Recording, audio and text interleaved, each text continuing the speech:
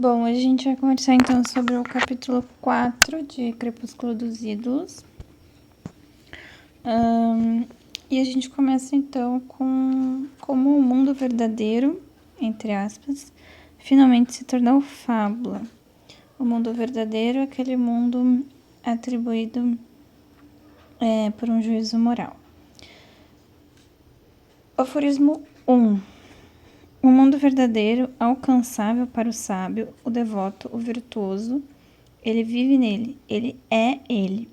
Então, primeiramente, o mundo verdadeiro é atribuído ao sábio por se identificar pessoalmente com a verdade, né? Então, esse juízo moral que atribuiu um valor verdadeiro e falso ao mundo, ele parte então de uma valoração pessoal alcançável para o sábio, né? Identificada através dele. A mais velha forma da ideia, relativamente sagaz, simples, convincente. Paráfrase da tese: eu, Platão, sou a verdade. Então, uma ideia relativamente sagaz, simples e convincente, pois seduz de forma muito fácil, né? Uma verdade identificada a partir da sua própria pessoalidade, né? Então, correspondia ao sábio, primeiramente. E aí, no aforismo 2, o mundo verdadeiro, inalcançável no momento, mas prometido para o sábio, o devoto virtuoso, para o pecador que faz penitência. Então, antes, né, acessível apenas para os sábios virtuosos, é usada como um meio de manipulação para alcançar mais devotos. E aí, nesse caso, ele é inalcançável no momento, mas parte para um futuro distante justamente por não ser alcançável nesse momento, né? Ele é apenas prometido. Prometido não para qualquer um, só para aqueles que estão dentro, né, dessa lógica moral. Entre parênteses, então, ele coloca: progresso da ideia. Ela se torna mais sutil, mais ardilosa, mais inapreensível. Ela se torna mulher, torna-se cristã. Então, é justamente por tornar-se mais inapreensível é que vai se afastando ainda mais da realidade e com isso vai também progredindo através da ideia seus meios de dissimulação, né? Os seus meios subterrâneos de chegar em corpos cada vez mais debilitados e fazer com que esses corpos fisiologicamente fiquem cada vez mais debilitados. Pois só assim essas ideias inalcançáveis, né, podem continuar exercendo sua efetividade. Aforismo 3. O mundo verdadeiro, inalcançável, indemonstrável, impossível de ser prometido, mas, já enquanto pensamento, um consolo, uma obrigação, um imperativo. Então, aqui é quando esse mundo verdadeiro, o mundo inalcançável da ideia, justamente por não ser alcançável empiricamente, não ser demonstrado no mundo real, ele então parte da ideia de que ele é indemonstrável, impossível de ser prometido, né? Justamente por não ser empiricamente real. Mas enquanto pensamento, ele gera um consolo, uma obrigação, um imperativo. Então aqui inverte-se, né, os valores e coloca-se aquele mundo transcendente metafísico verdadeiro como imperativo desse outro mundo aparente, que é o único mundo que existe, na verdade. Então eu não consigo apreender o mundo verdadeiro, pois ele é imperativo deste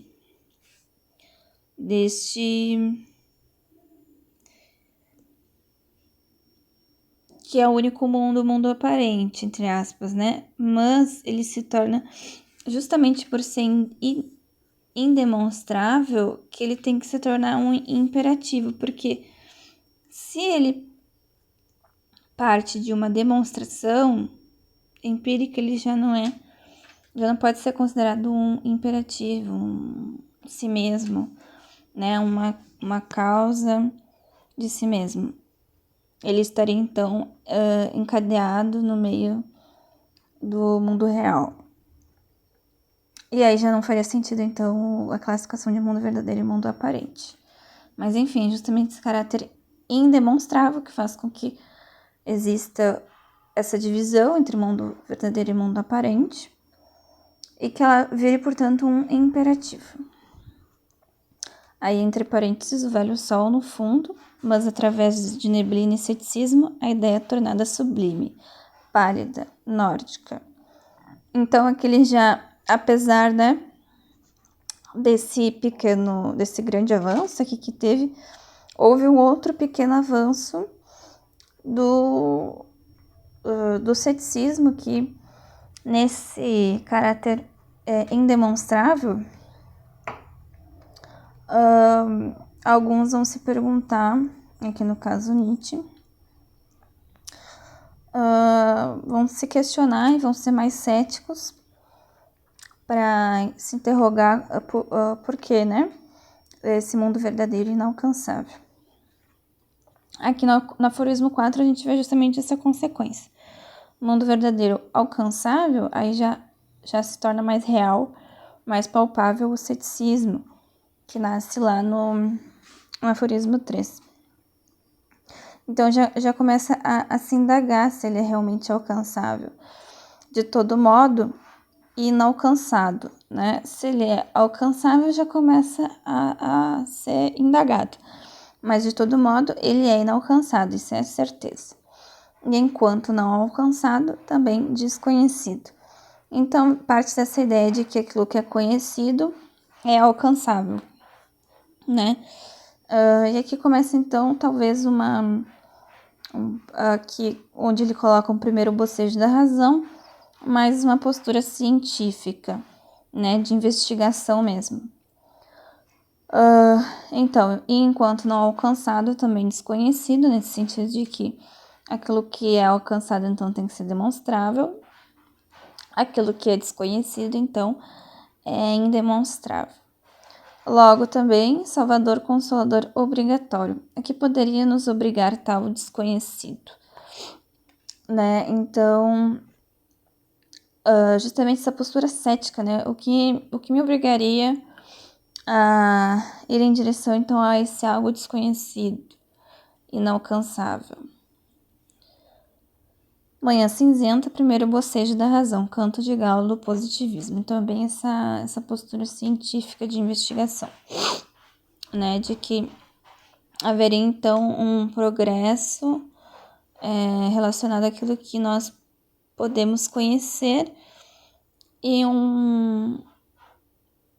mais um afastamento daquilo que nós não podemos conhecer, que seria inalcançável e por isso indemonstrável. Aforismo 5, o mundo verdadeiro. Já entre aspas aqui, então, já um mundo que não é mais considerado tão verdadeiro assim. Já começa essa divisão que antes era tão clara, já começa a cair por terra. Uma ideia que para nada mais serve, não mais obriga a nada. Ideia tornada inútil, logo refutada. Vamos eliminá-la. Então aqui começa realmente, né, a queda desse ídolo, o mundo verdadeiro. E essa queda é justamente por ter se tornado inútil, por ela não ter mais eficácia no real, no único mundo que existe. Então logo ela é refutada. Nós não nos vemos mais obrigados a nada, ou seja, obrigados a nos submeter a essa ideia de mundo verdadeiro, inalcançado. E aí tá, então, esse movimento para eliminar essa ideia de mundo verdadeiro. Dia claro, café da manhã, retorno do bom senso e da jovialidade. Então, a jovialidade que a gente viu tanto nos últimos capítulos, que é essa ideia, então, de renovação, né, de renascimento, então, o retorno do bom senso também. Rubor de Platão, algazarra infernal de todos os espíritos livres. Então, aqui os espíritos livres começam, então, a festejar. Aforismo 6. Abolimos o mundo verdadeiro. Que mundo restou? O aparente, talvez? Não.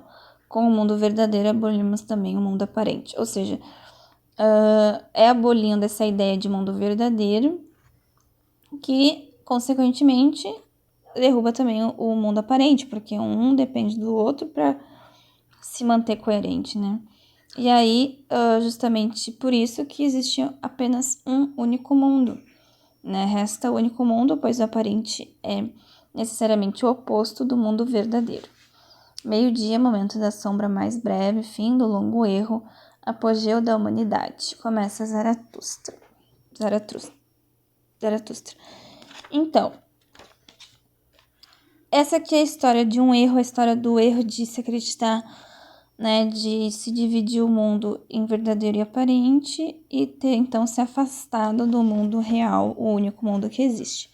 Então, aqui, o fim do longo erro é onde começa o Zaratustra, onde ele, então, pode translorar todos os valores, né, que é o projeto filosófico nietzschiano, para poder, então, construir novos valores que sejam mais coerentes com a vida como ela é.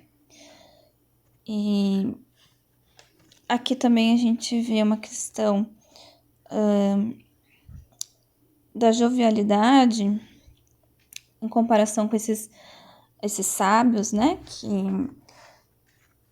que colocaram um juízo moral, submeteram a realidade a um juízo moral a partir de si mesmo, que tem uma questão que o Nietzsche trata nos outros capítulos, que ele reclama da falta de historicidade dos filósofos, né? Então, se a gente pensar que esse sábio que identificou a verdade como ele, né? Ele como um meio de chegar à verdade, ou aquele que pode atribuir a verdade, aquele que pode dizer o que é verdade, como o próprio Nietzsche põe aqui como exemplo Platão, ele falta a ele, então, esse caráter histórico e jovial, né? Esse caráter histórico a gente pode ver bem aqui na expressão que o mundo verdadeiro é ele. Ele vive nele. Ou seja, quando Nietzsche diz aqui no último capítulo que falta, né, essa historicidade nos filósofos, talvez ele esteja dizendo que justamente falta essa perspectiva maior de que a gente não é somente as nossas circunstâncias e a gente não pode atribuir a elas um critério de verdade no sentido de verdadeiro em si mesmo, e então fazer desse critério uma avaliação, uma medida de valor para todos os outros. E foi exatamente aqui que a questão do mundo verdadeiro começou. A partir de um filósofo afastado, então, dessa historicidade, desse caráter múltiplo e dessa perspectiva múltipla e mais orgânica do mundo, e atribuindo, então, partindo dele mesmo, aliás, para dizer o que é verdade, ele acaba limitando a percepção que a gente tem do mundo e submetendo o real à sua própria avaliação, seus próprios valores circunstanciais. E aqui por isso, então, que o Nietzsche remete, né, o dia claro, o café da manhã, o retorno do bom senso e da jovialidade, ou seja, essa renovação mais orgânica, comparada, então, a uma postura mais fechada.